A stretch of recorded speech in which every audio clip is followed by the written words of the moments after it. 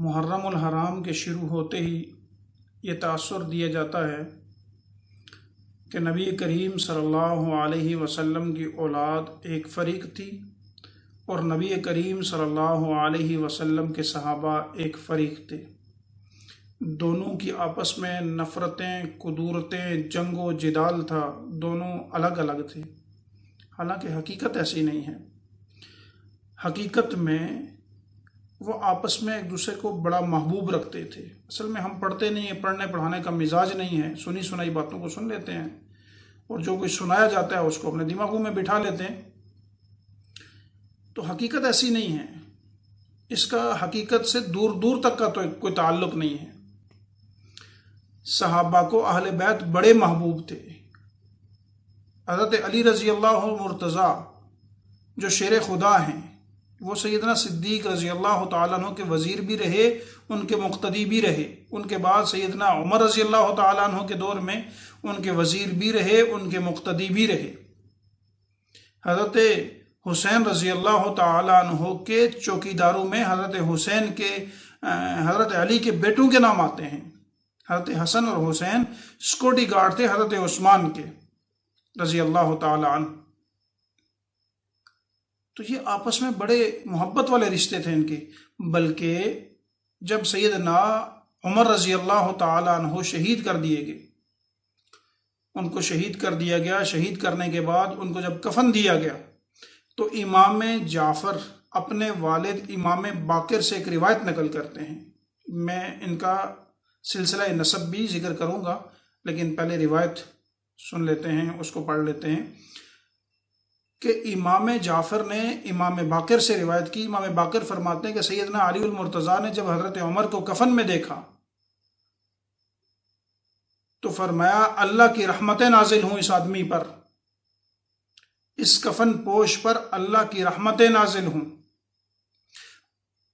اور روئے زمین پر مجھے سب سے زیادہ پسندیدہ ہے، مجھے سب سے زیادہ پسند ہے یہ بات کہ میں اللہ سے اس حال میں ملوں کہ میرا نامہ اعمال اس کفن پوش جیسا ہو۔ اور اس روایت کو اہل و سنت کے ساتھ اعلی تشیع نے بھی نقل کیا ہے۔ اعلی تشیع کی کتابوں میں یہ روایت موجود، تلخیص الشافی کے صفحہ 219 پر بھی یہ روایت موجود ہے۔ اچھا، امام جعفر اور امام باقر کون تھے؟ یہ دونوں، امام جعفر بیٹے ہیں امام باقر کے، امام باقر بیٹے ہیں امام زین العابدین کے۔ امام زین العابدین صاحبزادے ہیں سید الشہداء، سردار جنت، شہید کربلا، نواسۂ رسول حضرت حسین رضی اللہ تعالی عنہ کے۔ دوسری طرف جہاں پر ایک جانب سے ان کا سلسلہ نسب جا کر حضرت حسین سے ملتا ہے، وہیں پر امام جعفر کا دوسری طرف والدہ کی جانب سے رشتہ جا کر کے سیدنا ابو بکر صدیق سے ملتا ہے۔ یعنی کہ امام جعفر کی والدہ ام فروا جو بیوی ہیں امام باقر کی،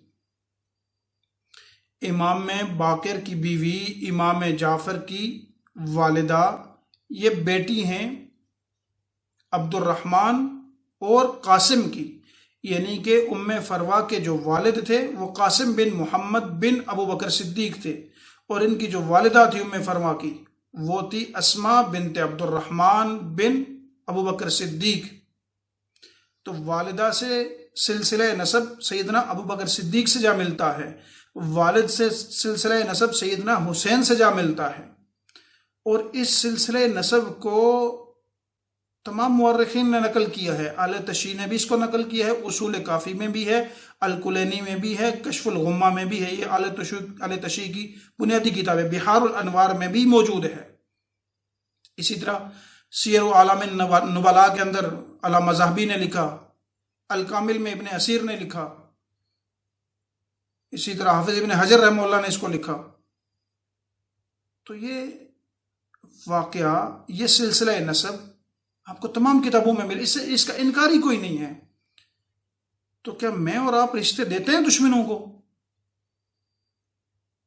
جب آج کے زمانے میں دشمن کو کوئی رشتہ نہیں دیتا تو اس زمانے میں تو ان لوگوں میں زیادہ غیرت موجود تھی، ان میں زیادہ جذبہ موجود تھا. تو سیدنا صدیق کے گھر سے رشتہ کر لینا یہ اس بات کی علامت ہے کہ دونوں کے درمیان بڑی محبت تھی. بلکہ وہ کہتے ہیں نا آج کل کے زمانے میں لو سٹوریوں کی اولاد کی جو پہلی اولاد ہوتی ہے کہتے ہیں یہ فلاں کی محبت کی علامت ہے. تو امام جعفر یہ محبت کی علامت ہیں، اہل بیت اور صحابہ کی محبت کی علامت ہیں. یہ اہل بیت اور صحابہ کی لو سٹوری کی پہلی علامت ہیں. سیدنا حسین کی جو بیوی ہیں شہر بانو، جو کہ شہزادی تھی، ایران جب فتح ہوا تو وہاں سے وہ سیدنا عمر رضی اللہ تعالیٰ عنہ چونکہ خلیفہ تھے ان کے پاس آئی، تو انہوں نے سیدنا حسین کا نکاح ان سے کروایا، ان کی شادی ان سے کروائی. تو ان کی آپس میں بڑی محبتیں تھیں. ہم چونکہ جو ہی محرم شروع آتا ہے تو واقع کربلا کو اس نوعیت سے بیان کرتے ہیں کہ لگے یوں کہ صحابہ سارے مجرم تھے. نہ کتابیں دیکھتے ہیں، نہ تحقیق دیکھتے ہیں، نہ پڑھتے ہیں، نہ پڑھاتے ہیں، سنی سنائی باتوں کو بٹھا لیتے ہیں دماغوں میں. اور یزید کے بعض تو گن گانا شروع کر دیتے ہیں اور بعض یہ سمجھتے ہیں کہ اس کا جرم صرف اتنا ہی ہے کہ اسے حضرت حسین کو شہید کیا. ایسا نہیں ہے. واقع کربلا نہ کہو، ظلم کربلا کہیں. ظلم کربلا ہوا ہے، کربلا کے میدان میں ظلم ہوا، لیکن صرف اس ظلم کی وجہ سے حضرت حسین کو فضیلت حاصل نہیں ہے. حضرت حسین کو اور بڑی فضیلتیں حاصل ہیں. حضرت حسین کے بچپنے میں حضرت حسین کے نانا نے فرما دیا تھا کہ یہ میرا بیٹا جنت کا سردار ہے، سیدہ شباب اہل الجنہ، الحسن والحسین سیدہ شباب اہل الجنہ. یہ ترانہ تو بچپن میں سنا دیا گیا تھا، یہ اعلان تو بچپنے میں ہو گیا تھا. حضرت حسین کی اور بڑی فضیلتیں ہیں. لہذا حضرت حسین کا کیس یوں بیان کرنا کہ حضرت حسین کا کیس کمزور لگے یا یوں لگے کہ صحابہ سارے مجرم تھے، یہ درست نہیں ہے. واقعے کو کچھ اس انداز سے لکھا گیا کہ فلاں نے تیر چلایا تو فلاں کی گردن پہ لگا، فلاں کا تیر چلایا تو فلاں جگہ جا کے لگا. ایسا واقعے میں صرف درد کے رنگ بھرنے کی کوشش ہے، حقائق مسخ کر دیے گئے ہیں. یہ کوئی کرکٹ میچ یا فٹ بال میچ کی کمنٹری تو نہیں ہے نا. میرے حسین کے ساتھ ظلم ہوا ہے، اور جو ظلم کرنے والا لعنتی یزید تھا اس کا صرف یہی کالا کارنامہ نہیں ہے کہ حضرت حسین کو اس نے شہید کیا ہے. یہ بات دوسری طرف نکل جائے گی. پہلے بھی ایک کلپ بنا ہے، وہ آدھا بنایا گیا، تو یہ بات دوسری طرف نکل جائے گی، یہ موضوع نہیں ہے. وگرنہ میں عرض کروں گا انشاءاللہ کہ یزید کے کتنے کالے کرتوت ہیں، اس نے کتنے بڑے ظلم کیے ہیں. واقع کربلا ایک طرف ہے، واقع کربلا تو بہت بڑا ظلم ہے، اس کے ساتھ اور بھی ظلم اس نے کیے ہیں. مسجد نبوی کو اس نے بند کیا ہے، وہاں نمازیں نہیں ہونے دیں، شرابیں پیں، اور بہت بڑے بڑے ظلم اس نے کیے ہیں. تو اس کا فاسق، فاجر اور لعنتی ہونا صرف اس بات کی علامت نہیں ہے کہ اس نے صرف واقع کربلا میں ظلم کیا ہے، بلکہ اس نے اور بڑے بڑے ظلم کیے ہیں. لیکن واقع کربلا کو اس نوعیت سے بھی بیان کرنا کہ یوں لگے کہ یہ واقعہ تو ہوائی واقعہ ہے. پڑھا لکھا آدمی سنے، اور سننے کے بعد جب اسے محسوس ہو، معلوم ہو کہ یہ واقعہ تو لکھا بہت بعد میں گیا. حضرت حسین سن 61 ہجری میں واقعہ پیش آیا، واقعہ کربلا. پہلے بھی میں نے تفصیلاً عرض کیا کہ واقعہ کربلا تو بہت بعد میں لکھا گیا، لکھا کچھ اس انداز سے کیا جیسے آنکھوں سے دیکھی روداد ہو. ایسا نہیں ہے.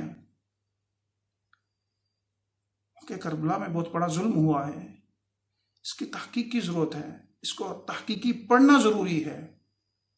صرف رونا پیٹنا اور درد بیان کرنا ضروری نہیں ہے، اس کے محرکات کو سمجھنا ضروری ہے.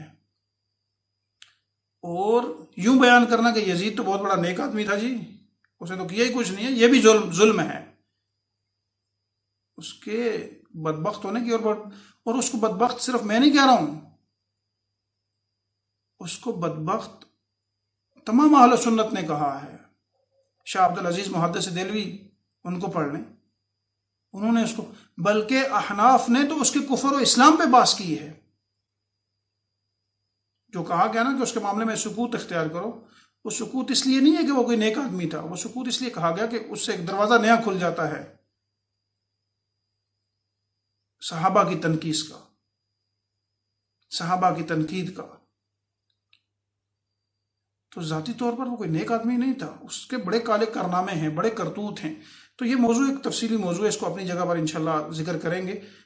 ابھی جو میں عرض یہ کر رہا تھا کہ امام جعفر، امام صادق، یہ جہاں حضرت علی کی اولاد ہیں، جہاں پر حضرت حسین رضی اللہ تعالیٰ عنہ کی اولاد ہیں، وہیں پر یہ نبی صلی اللہ علیہ وسلم کے پہلے خلیفہ سیدنا صدیق کی اولاد بھی ہیں. حضرت امام جعفر رحمہ اللہ کے نانا سیدنا صدیق ہیں، دادا حسین ہیں، نانا صدیق ہیں. تو یہ علامت محبت ہیں، یہ علامت مودت ہیں، یہ نفرت کی علامت نہیں ہیں. اور ہمارے اہل سنت کے لوگ یہ سمجھتے ہیں صرف کہ امام جعفر یہ تو اہل تشیع میں سے تھے، اہل تشیع کے امام ہیں. ایسا نہیں ہے، یہ ہمارے سر کا تاج ہیں، اہل سنت میں سے تھے یہ. ہاں وہ بھی ان کو امام مانتے ہیں، اچھی بات ہے، لیکن نبی صلی اللہ علیہ وسلم کی ساری اولاد ہمارے سروں کا تاج ہے، ہمارے دلوں کی ٹھنڈک ہے. اور نبی کے صحابہ ہمارے آنکھوں کے نور ہیں.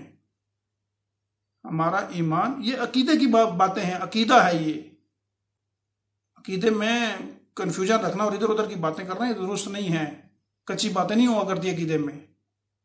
عقیدہ کہتے ہی گرا کو ہیں، گانٹ لگا دینا، گرا لگا دینا. تو یہ بڑی مضبوط اور ٹھوس باتیں ہیں.